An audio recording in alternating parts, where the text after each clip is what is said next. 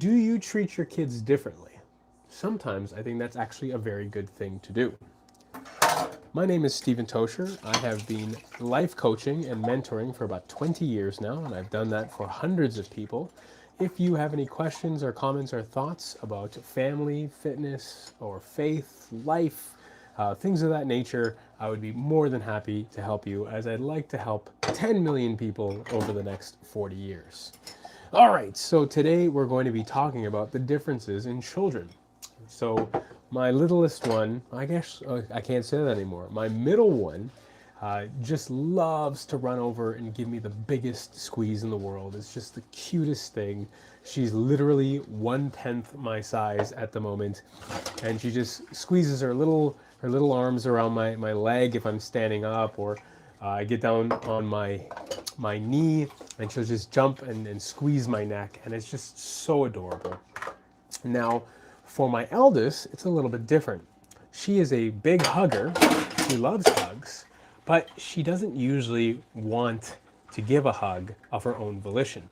She needs to be encouraged, kind of not coerced, but she needs to be asked. Because sometimes she just needs that affirmation. She needs those words that are going to make her feel like she is loved.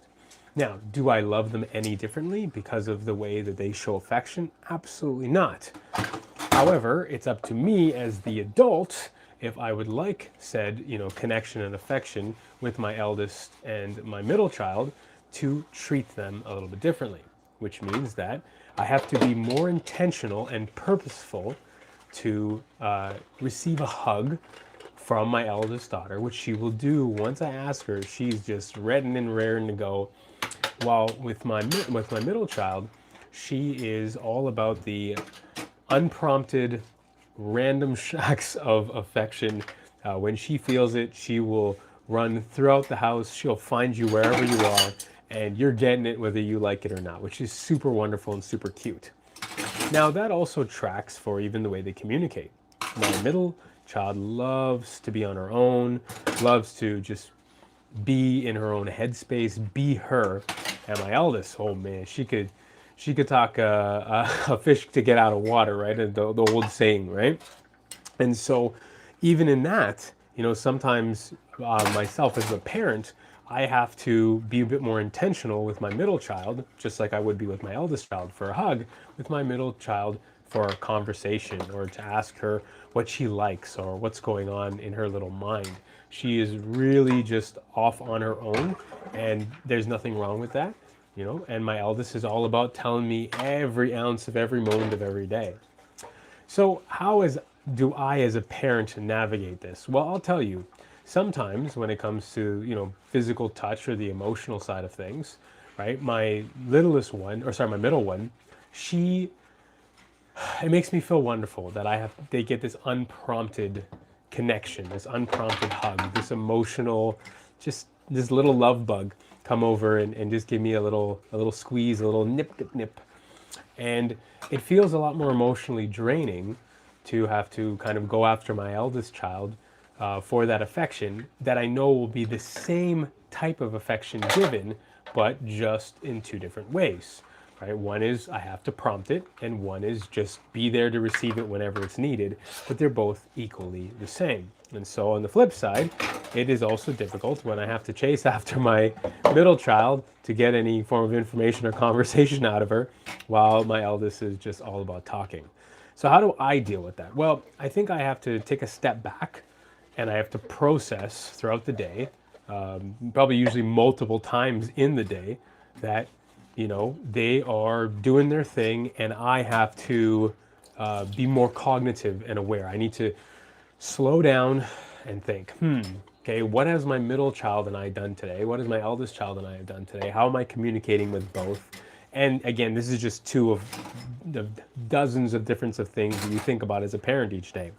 But with those, two that I'm going to focus on, I think to myself, have I been emotionally supportive to my eldest child, who's not going to ask for that hug or ask for that time together, may talk my ear off, but may not get that touch or that validation, that affirmation that she needs.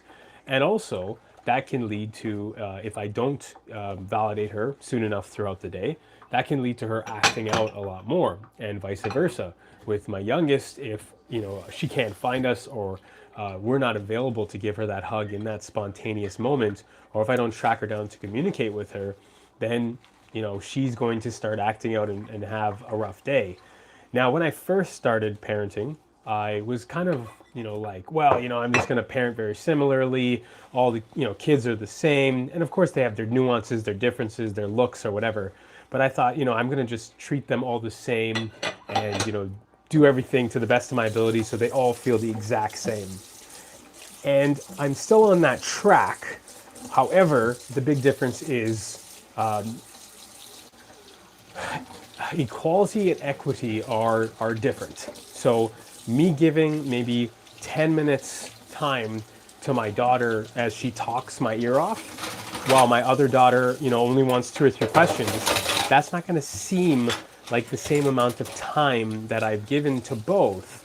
However, the energy that they're both expanding or expelling, I should say, is going to be pretty relative from what I gather so far in their young lives. So I do have to think of things in equity and equality at the same time. So I'm definitely learning that. And it's frustrating. It's frustrating when you have to track them down to love them. It is, I'm not going to lie. It's frustrating when I have to think about, okay, did I go and speak to my middle child today and ask her, questions that come so fluidly to my eldest child, and vice versa when it comes to touch. And this, again, goes into the way I play with them, the way I read to them, the way I connect with them, the way they also need some discipline, the way they need to do art. There's just so many little layers that if we take a step back as parents and maybe even chart them, which I wouldn't, want to become a helicopter parent or a what do they call, a snowplow parent, where I'm always into their world. But it is, I think, a good practice to be cognitive, especially now as we have 3 kids, to think to ourselves, okay, how much are we giving to each child? What are we doing in their lives? How do they feel safe and validated? And not to, again, make them our whole world, but just to spot check, because, as we all know, things can escape us very quickly in time. So I think we need to be intentional about that. And honestly, when I have been intentional about that, the temper tantrums go down, the frustrations go down, the inner fightings go down, there's more love, there's less strife. Even just as simple as asking them a question like, is there something wrong? Or are you angry with daddy or mommy right now?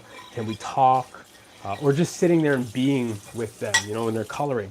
Sometimes I don't even ask permission, which I usually do because I want them to feel safe. But sometimes I just come and sit down beside them and just pick up a marker and color another piece of paper beside them. And usually they'll want me to color with them, or kick ball, or go outside and blow bubbles, or whatever it might be.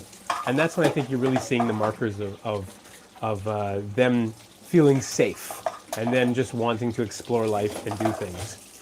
So as I land the plane here, I just want to encourage you all as parents or future parents or aunties and uncles, or people who work with children, guardians of children, and people in general. Just take the time to reflect on the way the kids in your life, or the people in your life that need your attention, are getting said attention, and if you need to give different attention to different people. Because I really do believe when you do focus on those little nuances, your relationships will grow drastically. You'll see a lot of problems dissipate. Their safety, their world, their realm, their lack of blowing up their consistency of blowing up will diminish. And I think you'll get some really amazing and deep conversations.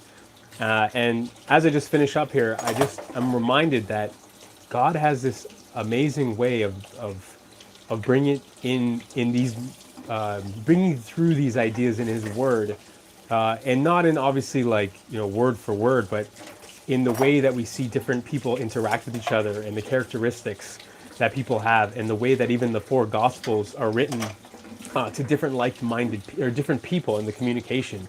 to show us that we are very different. We need to celebrate the differences that we have in the way we communicate, the way we live, the way we interact with people, the way we even interact with God. So if you sometimes feel a little bit off kilter with your kids or just with anyone in your life relationally, I would just take a step back and think about the way that you're communicating with people. And I think when you do that, you will just feel all the better for it, because there is, I think there's a lot of different ways when it comes to communication, not to religion, not to belief systems, but when it comes to communicating with people to get the most out of your relationships. So just take a step back, even journal it, look into some books, the 5 Love Languages, the 5 by Gary Chapman, as well as the 5 Apology Love Languages, which is another book that he wrote. Not as, it didn't hit as hard, it didn't do as well, but really, really interesting books.